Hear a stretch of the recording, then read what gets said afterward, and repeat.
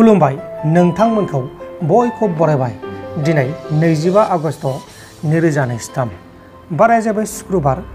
फैदो दिननि खौरांफोरखौ बेखेवनोसै। मोसानि आदार जानांबाय हाग्रानि मासे मैदेर फिसाया बाक्सा डिस्ट्रिक्टनि सिङाव थानाय सान्तिपुर हालामाव मासे मैदेरखौ थैना थानायाव बोखांनो हादों आरो थैनाय मैदेरनि मोदोमाव मोसानि गाग्लोबनायनि रोखा सिन दंमोन। थैनाय मैदेरा 3 दानसोनि जागोन होननानै मिथिहोनाय जादों।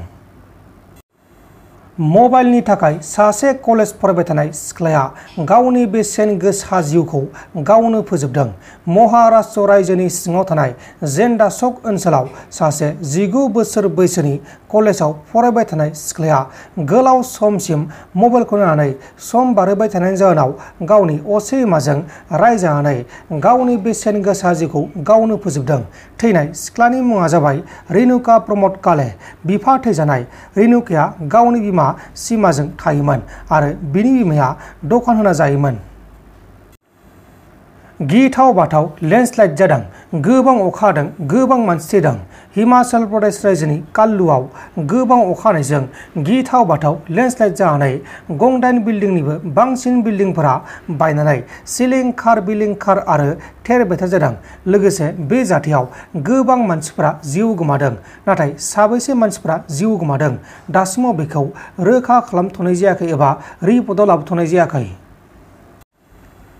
मोनसे गिख्रंथाव लामानि जाब्रबथाय जादों। बे गिख्रंथाव लामानि जाब्रबथायाव 6 सुबुङा अबथिरायै जिउ गोमादों। राजस्थान रायजोनि सिङाव थानाय दावसायाव गंसे ट्राकआ गुबुन गंसे गारिजों सौदावनानै जाब्रबथाय जानानै 6 सुबुङा जायगायावनो जिउ गोमादों आरो बे जाथायावनो गुबुन 9 सुबुङा गोब्राब जोखोम जादों।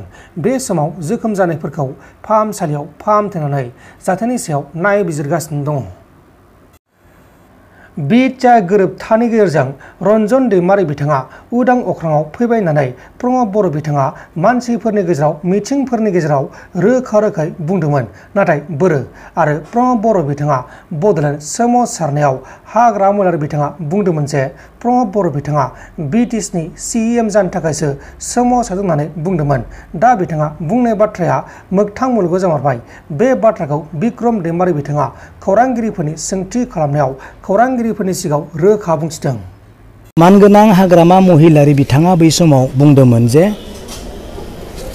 प्रमद बर' बिथाङा बड'लेण्ड सेपारेट स्टेटनि मुङाव आन्दलन खालामनानै बिटिसिनि चिफ जानो थाखायसो आन्दलन खालामदों होननानै हाग्रा महिलारि बिथाङा बुंदोंमोन। बिनि थाखाय दुखुखौ आंबो मोनदोंमोन, रायजोआव मोनदोंमोन। गोबां रायजोनि दैदेनगिरिफ्रा दुखु मोनदोंमोन जे बे खोथाखौ बुंनाङामोन। आनखि आंबो दुखु मोनदोंमोन। थिग दं। आरो ओजोङै मोनसे खोथा बुंबावदोंमोन जोंहा मानगोनां प्रमद बर' बिथाङा, आं बिटिसिनि चिफ EM GM बा MP बा गावबुराबो जानो थाखाय आं बड'लेण्ड सेपारेट स्टेटनि मुङै आन्दलन खालामाखै। नङा होमबा? हाग्रामायाव बुंदों आन्दलन खालामदों बिनि थाखाय, आरो प्रमद बर'आ बुंदों आं बिनि थाखाय आन्दलन खालामाखै। सेकेन्डआव आरो मानगोनां हाग्रामा महिलारि बिथाङा बुंबावदोंमोन जे बड'लेण्ड सेपारेट स्टेट दा जाथ'वा, मोनथ'वा आरो रायजो सरकाराव बिदि पलिसि गैथ'वा आरो प्रमद बर' बिथांनि जों दैदेन जानाय बड'लेण्ड सेपारेट स्टेटनि आन्दलननि जिथु मुभमेन्ट बेयाव माब्लाबा बड'लेण्ड सेपारेट स्टेट जाया होननानै हाग्रामा महिलारि बिथाङा बुंदोंमोन। ओजों आरो प्रमद बर' बिथाङा बुंदोंमोन बड'लेण्ड सेपारेट स्टेट जायागौमानि जोङो जिराया आरो बड'लेण्ड सेपारेट स्टेटनि मुङाव जुदि सुयो खालामनांगौ जुदि गैयाब्ला आरो बड'लेण्ड सेपारेट स्टेटनि जायाब्ला आं मालाबाबो सुयो खालामा, सिगनेसार खालामा होननानै बुंदोंमोन। खौरांखौ बुजिबाय दा? आं बहा दङमोन आं बेखौसो नोजोर होना बुंनो नागिरदों जे हाग्रामा महिलारिया बुंदोंमोन प्रमद बर' बिथाङा बड'लेण्ड सेपारेट स्टेटनि मुङाव बिटिसिनि चिफ जानो थाखायसो आन्दलन खालामदों। दिनै बिटिसिनि चिफ जाना जायाखै प्रमद बर'आ, नंगौ नङा? जाबाय। आरो ओजों प्रमद बर' बिथाङा बुंदोंमोन जे बिटिसिनि चिफ EM GM MP जानो थाखायबो आं दिनै बड'लेण्ड सेपारेट स्टेटनि मुङै आन्दलन खालामाखै। नाथाय दिनै बे बिटिसिनि चिफ नंगौना नङा? CM नंगौना नङा? आं बेखौसो नोजोर होना बुंदों। नोंसोर बुंदोंथ' आं बहा दङमोन। दा आरो मोनसे सेकेन्ड खोथाया जाहैबाय जे बड'लेण्ड सेपारेट स्टेट मोनथ'वा, जाथ'वा, रायजो सरकाराव जेबो पलिसि गैथ'वा आरो प्रमद बर' बिथांजों दैदेन जानाय आन्दलनाव माब्लाबो बड'लेण्ड सेपारेट स्टेट जाया होननानै हाग्रामा महिलारिया बुंदोंमोन।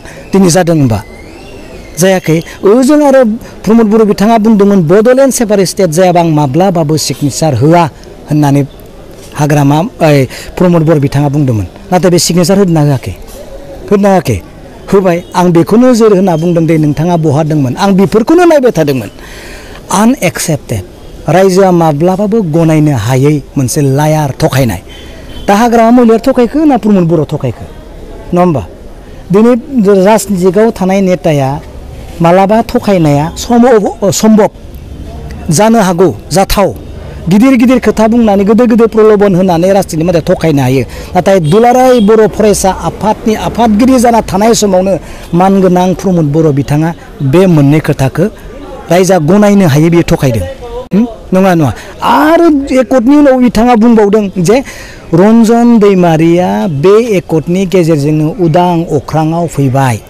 दिनै उदां अख्राङाव फैदों होनबा बहा दङ दा रन्जन दैमारि सारा बे खोथाखौ बिथाङा थखायदों आरो दिनै एकर्डनि खालामनोसै सानसे सिगाङाव बे बिथाङा बुंबावदों जे एकर्डनि दफाफोरा आखरे जुदि जाफुङाब्ला आं सोरनिबा न'आव मिनिस्टार न'आव आङो सुइसाइड खालामना थैगोन बे थखायनाय ना बास्तब अब्ला नोंसोरनो बुंदो आङो बै प्रमद बर' बिथांनि थखायनाय टिमाव थानांगौ ना हाग्रामा महिलारिया सादा सिदा दिन नंगौ खौरांखौ बुंनायाव थखायनाय टिमाव आं थानांगौ बिसिनि जाना बुंनांगौ आं बेखौ नोजोर होबाय थादों नङा होमबा बै समनिफ्रायनो आं बेखौ नोजोर होबाय थादों सैथोआ बबेयाव दङ बड'लेण्ड सेपारेट स्टेटनि मुङाव दिनै माबायदि काहानिफोरा जालांखो गासै मिथिगौ नङा होमबा दा बेखौनो आं दिनै बुंदों जे दिनै बिनि फिथाइखौ दिनै मोन्दों दुलाराय बर' फरायसा आफादा दिनै जिरायनाय गैयै उन्दुनो हायै बिथांमोना जादों गमायनो गोरबोआव जुदि बिथांमोना जुदि दुखु दंमारोब्ला जाथिनि थाखाय सानमारोब्ला बिथांमोना उन्दुनो हायाखै